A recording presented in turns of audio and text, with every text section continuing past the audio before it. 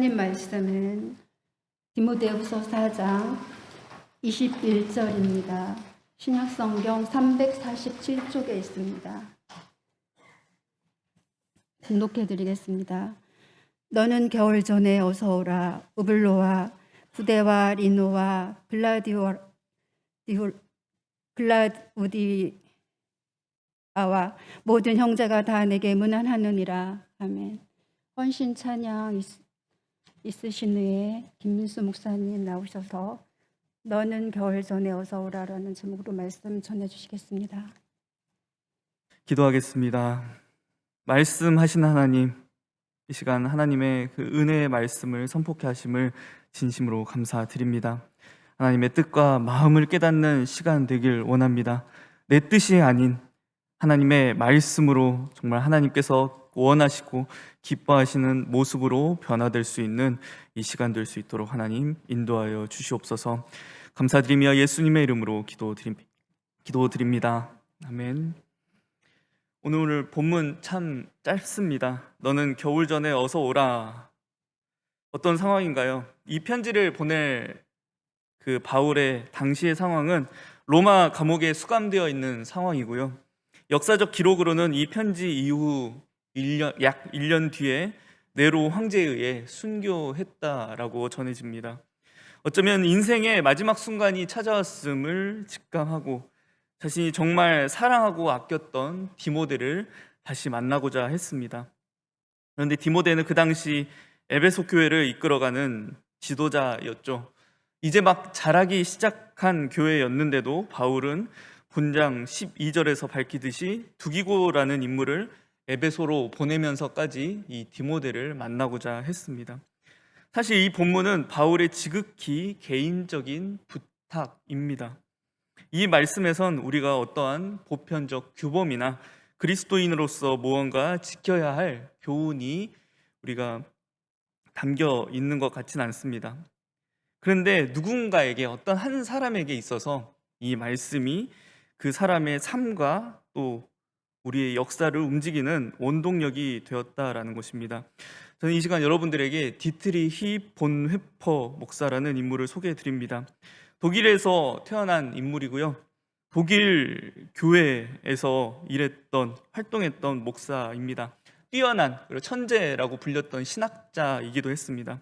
그런데 그 목사로서 본회퍼 목사가 활동했던 시기가 바로 히틀러와 나치 정권으로 인해 세계가 굉장히 어지러웠던 시기였다라는 거죠.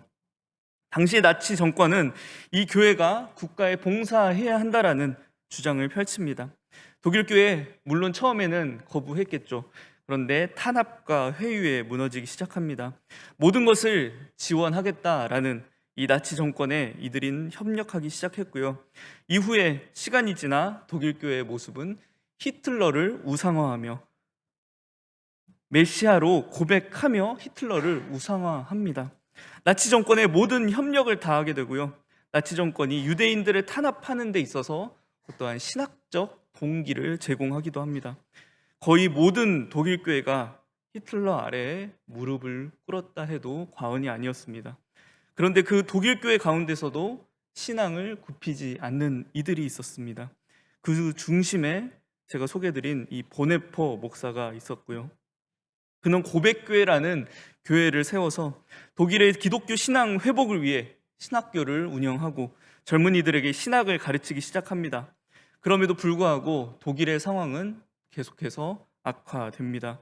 고백교회와 신학교는 정부와 교회의 끊임없는 간섭과 탄압을 받아야 했고요. 독일에 협력하지 않는 보네포 목사의 안위 또한 계속해서 위협받고 위험에 빠지게 됩니다. 이런 상황 속에서 보네포 목사는 1939년 6월 미국 유니온 신학교의 초청 교수직 승낙을 위해 독일에서 미국으로 떠나게 됩니다. 뛰어난 신학자였기에 많은 이들이 이 목사의 안위를 걱정했습니다. 그 마음속에서, 이 보네포 목사의 마음속에도 이 상황을 피해 안전한 곳에서 생존하는 게 한 마음의 한켠에 자리 잡았습니다. 또 이 당시 이제 전쟁을 준비하던 독일 군대가 징집을 하고자 했기 때문에 그 징집되는 것을 피하고자 하는 마음도 있었습니다. 동시에 한편의 마음에서는 내가 다시 독일로 돌아가야 하나, 다시 내가 내 국민들이 있는 독일로 돌아가야 하나라는 갈등 속에서 이 보네포 목사가 미국으로 향했다라고 합니다. 그런데 그는 얼마 있지 않아서 다시 독일로 돌아가게 됩니다. 무엇이 그를 움직였을까요? 바로 하나님의 말씀이었습니다. 보네포 목사는 평소에 가지고 있던 말씀 묵상집으로 매일 성경을 가지고서 매일 성경을 읽고 묵상하는 습관이 있었다라고 합니다. 오늘날 우리의 말로는 큐티라고 하죠. 큐티책을 가지고서 하나님의 말씀을 읽고 묵상하는 일을 멈추지 않았습니다. 그 묵상하는 일이 미국으로 가는 동안에도 계속되었고요. 그런데 그 묵상하는 말씀이 보네포로 하여금 자신의 고국 독일을 계속해서 돌아보게 만들었습니다. 그리고 오늘 저와 여러분들이 함께 읽었던 이 디모데후서 4장 21절의 말씀이 보네포로 하여금 미국으로 떠나 독일로 돌아갈 마음을 굳히게 했습니다. 그는 그의 저서에서 이렇게 고백합니다. 그 말씀은 하루 종일 나를 따라다녔습니다. 마치 우리가 휴가를 받아 집에 와 있다가 다시 임무를 수행하기 위해 돌아가야 할 군인이라도 된 것처럼 말입니다. 겨울이 되기 전에 최선을 다해 오라. 만일 내가 이 말씀을 내 자신에게 적용한다 하더라도 그것은 성경에 대한 잘못된 사용은 아닐 것입니다. 그의 여름, 보네포는 다시 독일로 돌아가게 되고요. 그의 9월 제2차 세계대전이 발발하게 됩니다. 그는 독일에서 히틀러 암살단에 속해서 활동하다가 결국 붙잡히게 되고요. 결국 1945년 이 전쟁이 미처 끝나기 몇 달 전에 그 즉결 처형으로 형장의 이슬로 사라지게 됩니다. 보네포 목사를 보시면서 어떤 생각을 하게 되십니까? 이 보네포 목사의 성경 묵상과 해석 그리고 그 적용이 옳은 방법이라고 할 수 있을까? 디모데후서의 상황과 문맥에는 크게 상관없어 보이는 그의 적용이 우리는 맞다라고 이야기할 수 있을까요? 물론 뛰어난 신학자였던 목사였기에 보네포였기에 이 디모데후서 4장의 배경과 상황은 충분히 이해하고 있었을 것입니다. 근데 그럼에도 불구하고 이 보네포 목사는 바울의 이 개인적인 부탁을 하나님의 음성으로 들었다라는 거죠. 지금까지 많은 이들이 이 보네포 목사의 삶을 예수를 따라간 이들 중 참 좋은 표본이라고 이야기합니다. 그의 해석과 적용이 만약 정당하다라고 한다면 무엇이 그의 해석을 정당하게 만들어 주는 것입니까? 저와 여러분들도 이 보네포 목사와 같은 말씀 묵상과 해석, 적용이 가능할까요? 말씀을 항상 접하면서 저도 매일같이 이 같은 질문을 저에게 던집니다. 내가 이야기하고, 내가 묵상하고, 내가 해석하고, 내가 적용하는 이 말씀이 옳은 것인가? 우리 계속해서 담임 목사님을 통해 성경을 읽고 묵상하는 일에 대한 요청을 받고 있습니다. 여러분들 그 요청에 따라 매일 성경을 읽고 묵상하는 일을 멈추지 않고 계십니까? 그렇다면 여러분들은 어떻게 성경을 읽어 나가시고 어떻게 묵상하시고 또 그 말씀을 해석하고 적용하는 일을 어떻게 진행하고 계십니까? 많은 사람들이 다음과 같은 이유로 이 성경 읽기와 개인으로 하는 성경 읽기와 이 말씀 묵상, 즉 큐티에 대한 비판을 펼치기도 합니다. 먼저 훈련되지 않는 이들이 하는 이 말씀 묵상, 성경 해석이 올바른가라는 것입니다. 많은 이들이 잘못된 성경을 인용하면서 원래 문맥에서 벗어난 어긋난 해석을 이끌어냅니다. 그래서 일부의 목회자들은 설교에서 사용된 본문만을 읽고 묵상할 것을 권면하기도 해요. 또는 본문 전체를 이해하지 않고 조각된 본문으로 묵상을 진행하는 현재의 큐티 교재의 형식 또한 비판의 대상이 되기도 합니다. 제한된 본문에서 그 전체의 내용을 온전히 이해하는 것은 쉽지 않습니다. 특히 내가 묵상하는 이 본문 속에서 무언가 의미를 발견해야 한다라는 강박증에 빠지게 되면요, 그러한 오류의 위험성들은 더 커지게 됩니다. 이 묵상하는 일에 대한 동기를 비판하는 이들도 있습니다. 말씀을 통해서 하나님의 음성을 분별하고 그것을 나에게 올바르게 적용하려는 노력이 아니라 나의 욕구를 위해 꼭 하루에 점을 치듯이 성경을 읽어 나간다라는 것입니다. 무엇이 성경 읽기와 묵상의 동기가 되는 거죠? 욕심이 성경 읽기와 묵상의 동기가 되는 것입니다. 내 상황과 문제에 집중해서 성경이 원래 이야기하고 있는, 하나님께서 원래 의도하신 바 목적을 따라 성경을 읽지 않고 상황에 따라 성경을 적용한다라는 것입니다.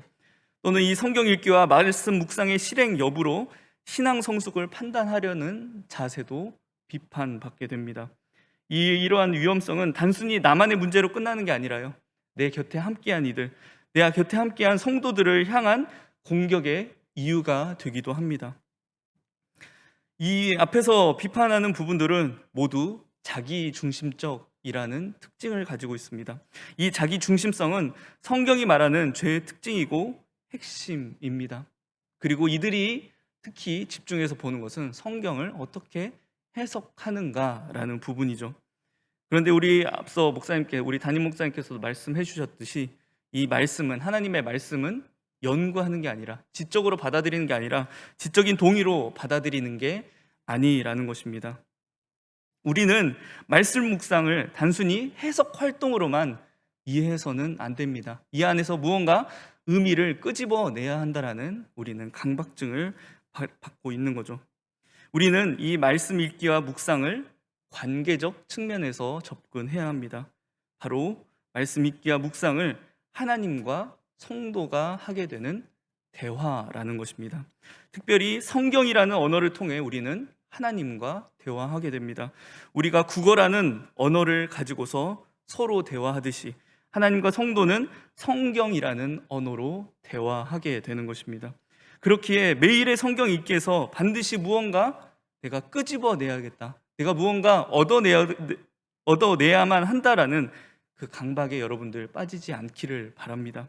우리도 실제 누군가와의 대화 가운데서 반드시 그 사람의 말에서 무언가 의미를 끄집어내야만 좋은 대화라고 할 수 없는 거죠. 말씀을 통해 우리의 신앙, 그냥 그저 그 누군가의 목소리를 듣는 것만으로도, 그 사람의 음성을 듣는 것만으로도 우리는 위로를 받고 힘을 얻을 때가 있습니다. 우리의 자녀들이 여러분들에게 사랑해요라는 이야기하는 것에 여러분들 크게 무언가 더 의미를 덧붙이려고 하지 않으시죠? 저 자녀가 정말 나를 사랑할까? 나를 얼만큼 사랑할까?라는 모든 것을 일일이 따져가면서 그 이야기를 듣고 있진 않습니다. 오히려 우리가 그 하나하나의 말의 의미를 덧붙여서 받아들이려고 한다면 갈등이 더욱 생기게 되겠죠. 반대로 그 대화의 빈도가 줄어들게 되고 단절되게 되면 오해가 생기고 또 갈등이 생기게 됩니다. 하나님의 말씀도 마찬가지입니다. 우리가 매일 하나님의 말씀을 읽으면서 모든 말씀 가운데 의미를 끄집어내려고 하지 않아도 됩니다. 전에 여러분들 수요 예배 때 말씀드렸죠. 말씀을 해석해서 나오는 의미가 능력 있는 것이 아니라 말씀 그 자체에 의미가 있다라는 것입니다. 말씀 그 자체가 하나님의 능력입니다. 말씀을 읽고 묵상하시는 일, 여러분들 이렇게 생각하셨으면 좋겠습니다. 우리 신생아 아기에게 무언가 끊임없이 말을 걸게 되죠. 누구누구야 사랑해, 너 참 이쁘다, 너 참 잘한다 라는 이야기를 합니다. 그런데 그 아이가 그 말을 다 이해할까요? 처음에는 이해하지 못합니다. 그렇다고 해서 우리가 그 아이에게 전하는 그 말이 의미 없는 말일까요? 아닙니다. 반복적인 소통 속에서 관계가 쌓이기 시작하고요. 그 아이는 끊임없이 부모의 음성을 들으면서 부모의 목소리와 또 음성과 말투와 사용하는 단어들이 익숙해지기 시작합니다. 그리고 그 부모가 나에게 어떤 존재인지를 차츰 시간이 지나면서 깨닫게 돼요. 그리고 자라면서 인지 능력이 늘어나게 되고 책과 교육을 통해 그리고 삶의 경험을 통해 부모님에게 들었던 말들을 이해하기 시작합니다. 그 관계와 이해 안에서 부모님의 말씀에 담긴 의도를 이해하고 내 삶에 적용하게 되는 것입니다. 저와 여러분들의 그 성경 읽기, 우리의 신앙, 하나님과의 관계도 마찬가지입니다. 매일 성경을 읽어 나가면서 하나님의 음성과 하나님께서 말씀하시는 단어에 우리는 익숙해져야 합니다. 그러면서 하나님과의 관계가 쌓이기 시작하고요. 이를 설교를 통해 우리는 이해하기 시작합니다. 삶을 통해 그 살아계신 하나님과 그 살아있는 말씀을 경험하게 됩니다. 이제 본격적으로 내 신앙이 자랐을 때, 나의 신앙이 성숙했을 때 하나님께서 원하시는 것이 무엇인지, 그 의도가 무엇인지 알고 그것을 나에게 적용하게 되는 것입니다. 성경 읽기와 묵상이 하나님과의 대화라면 우리는 그 대화의 언어로 사용된 성경이 또한 무엇인지 알아야 합니다. 성경과 우리 사이에는 시간적, 지리적, 문화적, 언어적인 간격이 분명히 존재합니다. 설교자들이 하는 일은 이 거리를 좁히는 일이죠. 성경은 인간 저자의 역사적인 기록물임과 동시에 살아계신 하나님의 말씀이기도 합니다. 우리가 성경을 제대로 읽고 묵상하기 위해서는요, 우리가 그 성경을 어떻게 묵상하는지에 대한 관점을 알아야 합니다. 저는 여러분들에게 신약 성경의 저자들이 성경을 어떻게 읽고 묵상했는지에 대해 소개하고자 합니다. 신약 성경 그 저자들의 묵상을 결정하는 관점을 4가지로 추격해서 이야기해 볼 수 있는데요. 첫 번째는 신약의 저자들은 성경을 하나님의 선교 이야기, 다시 말하면 하나님의 구원 역사의 이야기로 보았다라는 것입니다. 성경은 세상과 인간의 시작, 죄의 시작, 그리고 구원의 시작이라는 3가지 시작의 스토리로 출발합니다. 구원은 하나님께서 지으셨지만 깨지고 상한 인간과 창조 세계 전체의 회복임과 동시에 하나님께서 창조 때부터 그 피조물에게 주시고자 했던 샬롬, 안식의 상태를 구원이라고 이야기합니다. 그리고 역사는 하나님의 구원 계획이 전개되고 성취되는 장이었습니다. 이전까지 성경이 읽는 모든 이들의 묵상과 해석의 관점이 바로 이 구원이 중심이 되었습니다. 그런데 이것은 유대인들도 마찬가지였죠. 구원을 위해 자신들의 조상을 선택하셨고 그 구원을 자신들이 받아야 하는 것으로 여겼습니다. 아니, 자신들만 받아야 하는 것으로 여겼죠. 바울도 마찬가지였습니다. 그런데 돌연 바울은 구약 성경에서 다른 해석의 관점을 가지게 됩니다. 우리 제자들도, 예수님의 제자들도 바울과 같았지만 돌연 갑자기 변하게 됩니다. 어느 곳에서 그렇게 변하게 됐을까요? 바로 살아계신 예수 그리스도를 만난 이후로 그렇게 바뀌게 된 겁니다. 십자가에 달려서 죽으셨지만 다시 사신 예수님을 만나게 된 이후에 그들의 성경을 보는 관점이 완전히 뒤집어지게 됩니다. 하나님께서 창조 때부터 시작하셨고 약속하신 구원이 예수 그리스도를 통해 완성되었다라는 관점을 가지고서 성경을 보기 시작합니다. 유대인들은 구약 성경에서 하나님의 계시가 끝났다라고 믿었습니다. 제자들도 유대인이었죠. 그런데 이 예수님을 만난 이후에 구원 역사 전체의 틀이 확장되고 수정된다라는 것입니다. 예수님께서도 말씀하십니다. 누가복음 24장 44절 말씀인데요. 한번 보여주실 수 있을까요? 네, 제가 읽어드리겠습니다. 너희에게 말한 바 곧 모세의 율법과 선지자의 글과 시편의 나를 가리켜 기록된 모든 것이 이루어져야 하리라. 구약 성경 그 전체가 예수님을 향해 전개되어 왔고 예수님을 통하여서 완성되었다라는 새로운 묵상과 해석의 틀을 제시하셨다라는 것입니다. 성경이 하나님의 구원 스토리와 이를 성취하신 예수 그리스도라는 이야기, 그 큰 뼈대로 성경을 묵상하기 시작할 때 신약의 저자들에게는 또 다른 묵상의 길이 열리기 시작합니다. 바로 예수님께서 하나님께서 약속하신 구원의 성취자임을 인식할 때 이들에게 미래에 임할 하나님의 나라가 예수님과 함께 지금 여기에 와 있다라는 그리스도인들만의 독특한 역사와 삶의 이해가 형성된다라는 것입니다. 그리고 하나님의 백성, 신앙 공동체에 대한 범위가 새롭게 바뀌게 됩니다. 이웃의 경계가 더 넓어지게 돼요. 그리스도인들은 마지막 때에 주어질 하나님의 나라가 자신이 살고 있는 현재 와 있다라는 독특한 현실을 살아갔습니다. 또 예수님 사역의 중심이 하나님 나라였습니다. 예수님께서는 종말에 주어질 하나님의 나라를 이 땅에 끌고 들어오셨고 그 하나님의 나라를 시작하셨습니다. 그리고 지금을 살아가는 성도들에게 그 하나님의 나라와 나라의 가치와 원리들을 따라 살 것을 말씀하셨습니다.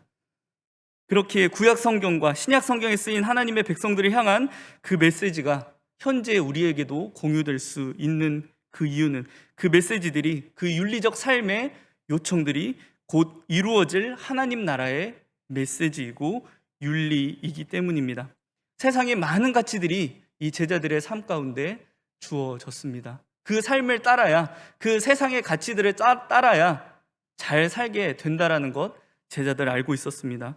그럼에도 불구하고 그 제자들, 예수님의 성도들, 하나님의 백성들, 그리스도인들은 곧 오실 하나님의 나라를, 이 땅에 이루어질 하나님의 나라를 소망하며 그 나라의 시간과 그 나라의 윤리와 그 나라의 가치로 이 세상을 살아갔다는 것입니다.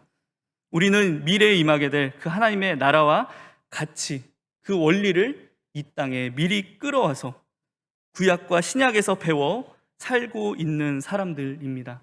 신약의 저자들은 성경이 오늘 우리를 위해 기록되었다라는 확신을 가지게 됩니다.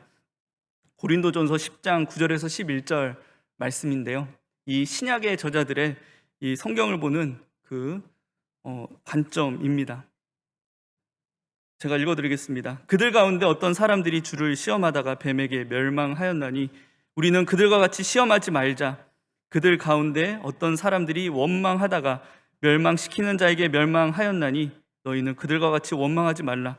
그들에게 일어난 이런 일은 본보기가 되고 또한 말세를 만난 우리를 깨우치기 위하여 기록되었느니라.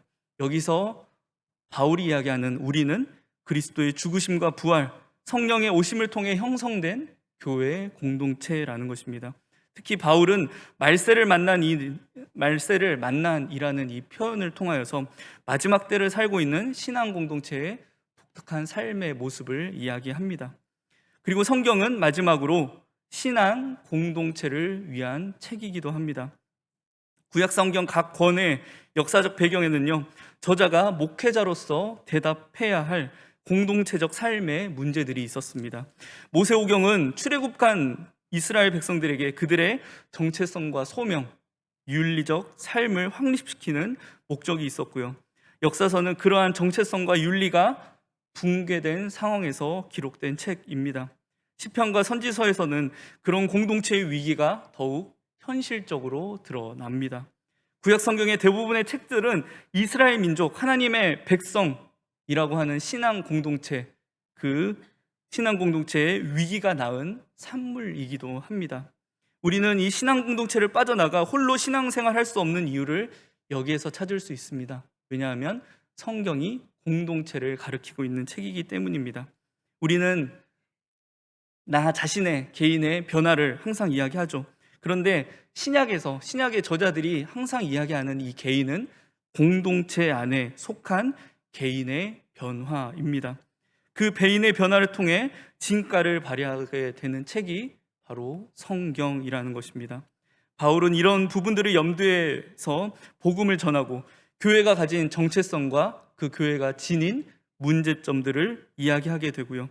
그 문제들을 이야기할 때 구약 성경을 인용하게 됩니다. 구약 시대의 신앙 공동체가 겪은 문제를 신약 시대의 신앙 공동체의 문제로 바라보고 적용하게 되는 것입니다. 그리고 그 신약 시대의 공동체가 가지고 있는 문제를 지금 저와 여러분들이 살고 있는 공동체가 그대로 안고 있는 문제이기도 합니다. 우리는 이 같은 사실들을 통하여서 성경이 분명히 공동체를 세우기 위해 읽어야 하는 그런 책임을 우리는 기억해야 합니다. 성경에 대한 네 가지 관점을 나누었습니다. 하나님의 구원 역사를 가리키는 책, 예수 그리스도를 가리키는 책, 여기에 임한 하나님 나라를 이야기하는 책, 그리고 그 시간을 살고 있는 공동체를 위한 책으로 우리가 성경을 매일 읽고 묵상하고 해석하고 적용해야 합니다. 우리가 이 관점을 가지고 이 성경을 읽어 나갈 때 앞서 이야기했던 자기중심적 성경 읽기의 위험성에서 벗어나게 되리라 생각합니다. 저는 보네포 역시 이 관점에서 이 디모데후서 4장 21절을 자신에게 해석하고 적용했으리라 믿습니다. 말씀을 읽어 나가면서 하나님의 구원 계획을 생각하며 이 독일에서 기다리고 계시는 하나님과 예수님을 보았을 테고요. 히틀러와 나치 정권이 폭력을 휘두르고 잘못된 가치로 선동하는 그 세상 속에서 자신의 안위보다 미래에 임할 하나님의 나라의 가치와 원리, 사랑과 생명을 그 독일 가운데 세우고자 했습니다. 독일 교회 전체가 히틀러라는 우상에게 절할 때 그 독일 교회의 공동체를 회복하기 위해 다시 그 공동체가 하나님을 섬기고 다시 그 땅 가운데 회복 공동체로, 나그네 공동체로 그 땅의 가치를 따르지 않고 하나님의 가치를 따르게 하기 위해서 그 교회를 만들기 위해 이 본회포 목사는 독일로 향했다라는 것입니다. 저와 여러분들도 이같이 할 수 있습니다. 당장에는 그 말씀이 이해되지 않고 그 당장에서 그 말씀의 의미를 우리가 발견할 수 없더라도 우리 매일 성경을 읽어 나가시면서 하나님과 대화하셨으면 좋겠습니다. 그 하나님의 말씀에, 하나님의 음성에, 그 하나님께서 사용하시는 언어에 익숙해지시고 그 하나님의 말씀에 젖어 드시기 바랍니다. 그리고 하나님의 구원 이야기로서 하나님의 그리고 그 구원을 성취하신 예수 그리스도의 이야기로서 여기에 임한 하나님의 나라와 공동체의 이야기라는 그 관점 안에서 여러분들 성경을 읽어 나가시기 바랍니다. 우리가 그렇게 성경을 읽어 나가실 때 하나님께서 이 땅 가운데 목적하고 계시는 하나님의 뜻과 계획을 우리가 발견하게 될 줄 믿습니다. 그렇게 성경을 읽어 나가는 한 사람을 통해, 그렇게 성경을 읽어 나가는 공동체를 통해 하나님께서 이 땅을 하나님의 나라 만드실 줄 믿습니다. 그리고 저 세상 가운데, 저 러시아 가운데 이렇게 하나님의 뜻을 찾아가는 한 사람을 통하여서 지금 세상 가운데 벌어지고 있는 그 끔찍한 일이 저는 멈추게 될 줄 믿습니다. 그 시작이 하나님의 말씀을 온전히 하나님의 말씀으로 읽고 묵상하고 또 해석하고 적용하는 한 사람, 그리고 한 공동체, 그리고 그 공동체가 저는 우리 제일성민교회 공동체가 되길 소망합니다. 그리고 우리 5699 우리 교구가 되기를 정말 주님의 이름으로 축원합니다. 이 시간 함께 기도하겠습니다.